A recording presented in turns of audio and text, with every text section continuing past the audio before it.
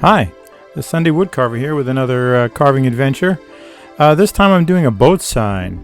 I'm carving out of mahogany, and there's two signs. One is for the name of the boat, which is the Calypso, and then the other sign is says New York, New York, which is where the boat is parked most of the time.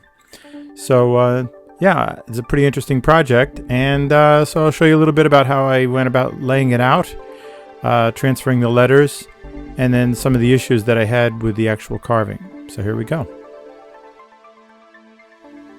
Alright, the first thing I had to do was to find a similar font to the one that I wanted to carve. So I searched around and I found that the closest one was Georgia font. That had the right serifs on it. And then using the original sign, I measured all the fonts for width and adjusted them letter by letter in Photoshop and printed each one to a sheet. Then I placed the mahogany board next to the original board, and I scribed square lines across where they were going to be located on the board, so I could start to lay them out.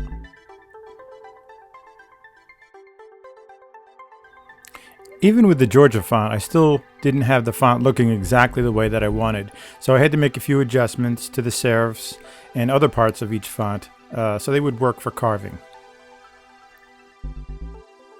And next I have to establish a line that all the letters are going to sit on. So I scribed that all the way across on my wooden blank, and then I drew a vertical line and a horizontal line on the letters, lining up with the left and the bottom, and I line those up so I can tape it down, and I put a piece of graphite paper underneath.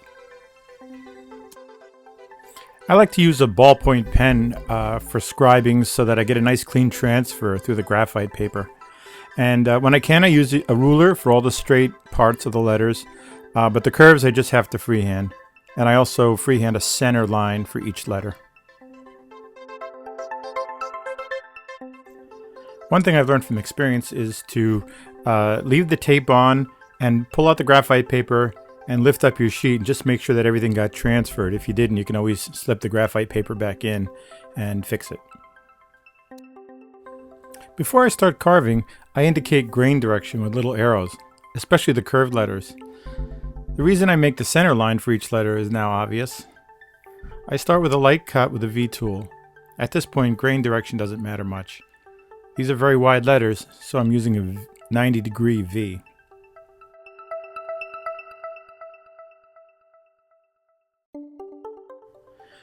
A much more skilled carver than I might do this with just hand power. I find using a small mallet helps me to control the depth and direction of my cuts, and I avoid slips when I want to stop the cut. Now once I've gone around the entire letter with the V tool, now I start to carve toward the center with other tools. So for the concave sides, I use a number 5 3/4 inch gouge. But that's just for this letter. You know, if you're using a smaller scale or curve of a letter, you'd have to use a different tool.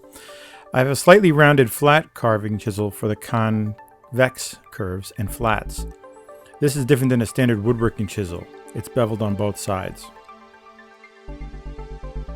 Alright, well, now we can see that the letter C is just about finished, but there's a lot of little facets that I have to clean up on the round part, and some of the intersecting planes don't meet, so I'll just take a very light cut and go around and clean up the whole letter.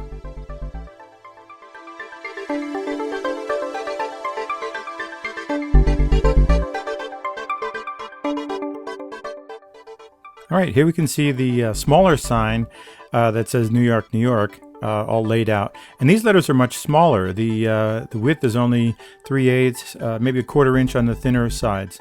And I can do most of that just with the V tool.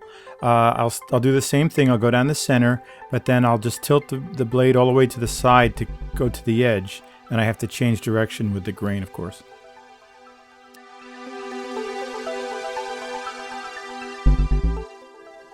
What I didn't tell you earlier was that I actually started carving the smaller sign first.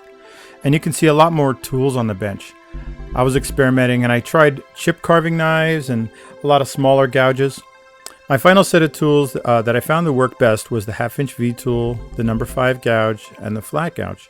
Occasionally I pick up a sharp utility knife to get in and clean up the corners. The last bit of carving is to carve the V border around the edge. Now I originally planned to use a router to do this, but now I see that the hand carved result is much more appealing and in character with the sign. I did the whole thing freehand with a 90-degree V tool. If that tool is sharp, you watch your grain and don't rush, you can get a good clean result.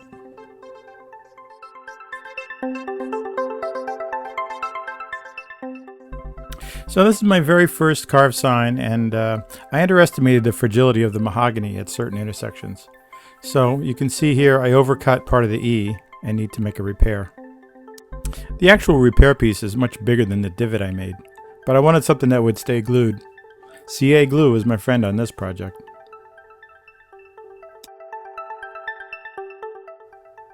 It doesn't look pretty, but it will. The sign is getting painted and the letters gold leafed. Yeah, too bad nobody will ever see this beautiful mahogany. So the rest of the project is pretty much the same. I think you get the idea. So thanks for watching. I'll see you on my next wood carving adventure.